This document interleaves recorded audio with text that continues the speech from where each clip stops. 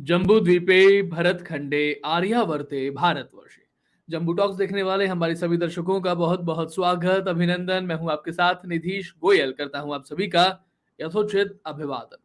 इतिहास में ऐसा बहुत बार दर्ज है कि कोई एक घटना होती है और उस घटना का बदला, उसका एक अंजाम जो है वो लिया जाता है कई वर्षों बाद। वो कभी 10 साल हो सकते हैं, 5 साल हो सकते हैं, 20 साल हो सकते हैं, 25 साल हो सकते हैं, 30 साल हो सकते हैं। और उस घटना को सही ठहराया गया जो बाद में हुई या नहीं ठहराया गया, ये निर्भर इस बात पर करता है कि पहले वाली घटना क्या थी। चलिए मैं आपको एक उदाहरण देता हूं। 1919 में जलियांवाला बाग हत्याकांड होता है, जिसमें सिंपली सैकड़ों निर्दोष भारतीयों को मार दिया जाता है। कोई कारण नहीं था उनको मारने का। और उसके कितने साल बाद में 1940 में बलिदानी सरदार उधम सिंह इंग्लैंड में जाकर के जनरल ओडायर को गोली मारते हैं। यानी कि 21 साल के बाद में 1919 का घटना का बदला 21 साल बाद में 1940 में लिया जाता है। और इस बात को हम बड़े गर्व से कहते हैं, क्योंकि ये भारत की प्रतिष्ठा की बात थी, उसकी संस्कृति की, उसके सम्मान की रक्षा की बात थी, शौर्य और पराक्रम की बात थी। अब मैं यहां पर दूसरी बात करता हूं।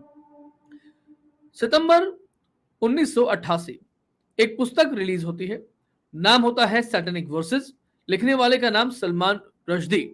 और 34 वर्ष के बाद में अभी कुछ दिनों पहले 12 अगस्त 2022 को 34 साल बाद, यानी कि 24 साल का लड़का, यानी कि जो वो 24 साल का लड़का जब पैदा हुआ होगा उससे 10 साल पहले की एक घटना है। शायद उसने वो किताब पढ़ी भी ना हो। वो सलमान रुश्दी पर अटैक करता है, कितने ही उन पर वार करता है। किस तरीके से अभिव्यक्ति की स्वतंत्रता की बात कहने वाले लोग आज क्यों चुप हो जाते हैं सैटेनिक वर्सेस पर, सलमान रश्दी पर। अब थोड़ा सा सलमान रश्दी की बात और कीजिएगा, क्योंकि एक किताब के कारण से किसी की हत्या कर दी जाए, किसी लेखक को मार दिया जाए, ऐसी सोच ये किस किताब से पैदा होती है? ऐसी सोच ये भटके हुए युवाओं वाली बात नहीं है, बल्कि उन लोगों के दिमागों में जहर भरा जा रहा है। उस भरने वाले जहर की जड़ जो है वो कहां है, ये बात भी हमें समझनी पड़ेगी। और उस जड़ पर बार बार पानी कौन डाल रहा है, उसे पुष्ट कौन कर रहा है, ये बात भी हमें समझनी पड़ेगी। सलमान रश्दी के बारे में पहले थोड़ा सा समझिए, सुनिए। 26 सितंबर 1988 सलमान रश्दी की बुक जो है वो लॉन्च होती है।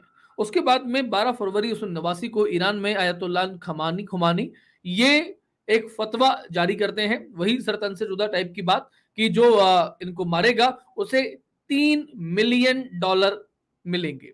1 मिलियन में 10 लाख रुपए होते हैं, यानी कि $30 मिलियन। सोचिएगा, ये 1989 की बात है। उसके बाद में 1989 में ही सितंबर के महीने में उनका पहला आक्रमण होता है। फिर अक्टूबर के महीने पर उनको फिर धमकी आती है, फिर आक्रमण की कोशिश होती है। उसके बाद 10 वर्ष के लिए सलमान रश्दी जो है वो अज्ञातवास में चले जाते हैं, भूमिगत रहते हैं। जोसेफ एल्डन नाम से वो निवास करा करते हैं अलग अलग जगह पर। सरकारें उनको संरक्षण देती हैं। बीच में 6 साल बाद में एक बार ब्रिटेन में वो देखे जाते हैं एक सार्वजनिक कार्यक्रम में, और नाइटहुड की उपाधि भी उन्हें प्राप्त होती है। एलिजाबेथ द्वितीय जो है इंग्लैंड में, उन्हें नाइटहुड की उपाधि देती है। 1991 में द सैटेनिक वर्सेस के अनुवादक की हत्या कर दी जाती है। 1999 में अटल बिहारी वाजपेयी सरकार आती है और वो कहते हैं कि भाई आप हिंदुस्तान आइए, भारत आइए, अपनी किताब के बारे में बताइए। और सलमान रुश्दी चूंकि मुंबई के रहने वाले थे तो वो आना भी चाहते हैं, लेकिन फिर उसके बाद में प्रदर्शन होते हैं, वो नहीं आ पाते हैं। अब बात सुनिएगा, समझिएगा। इवन 2009 में भी, ये भी बताता चलूं आपको, 2009 में भी ईरान ये कहता है कि हमने 20 साल पहले, यानी कि 1989 में जो फतवा जारी किया था साहब, वो अभी भी वैलिड है। कोई चाहे तो उसको जो है वो डील कर सकता है, उसको उसको पक्का कर सकता है। $3 मिलियन अभी रखा हुआ है, इंटरेस्ट के साथ में आपको देंगे, ऐसी बात कही जाती है। अब बात समझिएगा, ये बुक लिखी गई थी 26 सितंबर 1988 को, और केवल उसके 10 दिन बाद भारत में ये किताब बैन हो जाती है। ये वही समय है जब भारत में राजीव गांधी की सरकार थी, और इस सरकार में शाहबानो का जो मामला है वो उठ चुका था। और एक सुप्रीम कोर्ट के द्वारा निर्णय जिस मामले पर दिया जा चुका है, उस निर्णय को पलटने के लिए सरकार अपने बहुमत का इस्तेमाल करती है, नाजायज तरीके से अपने बहुमत का इस्तेमाल करती है, उस निर्णय को पलटती है। किसके लिए? केवल और केवल कट्टरपंथियों को खुश करने के लिए। किसके लिए? केवल और केवल मुसलमानों का तुष्टीकरण करने के लिए। किसके लिए? केवल और केवल उनको उनके वोट हासिल करने के लिए, किसी भी तरीके से कि भाई हम जो हैं वो आपके हिमायती हैं, हमारे अलावा आपका कोई है नहीं।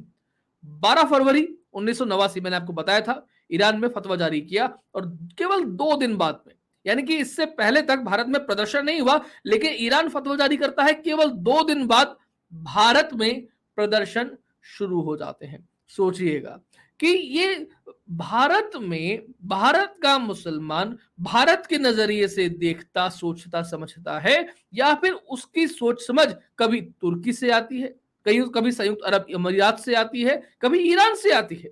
वो बाहर से ही क्यों यहां पर आती है? और ये केवल आज से नहीं है, अब खिलाफत आंदोलन की तरीके से वहां से लेकर के खिलाफत आंदोलन, जिसे बेसिकली खलीफत आंदोलन कहा जाना चाहिए, हम लोगों ने बचपन से खिलाफत आंदोलन पढ़ा है, इसलिए वही जबान पर भी आता है, लेकिन बेसिकली इट वाज अ खलीफत आंदोलन जो तुर्की में शुरू हुआ था, तुर्की के लिए, उसके लिए भारत के मुसलमान और even Gandhi ji, mister M के गांधी, वो तड़प जाते हैं कि कैसे भारत के लोगों को उसके लिए, तुर्की के खलीफा के लिए आंदोलित किया जा सके कि आपकी वहां पर सल्तनत बनी रहेगी, उसके लिए भारत का मुसलमान मरने मिटने पर राजी है, आमादा है।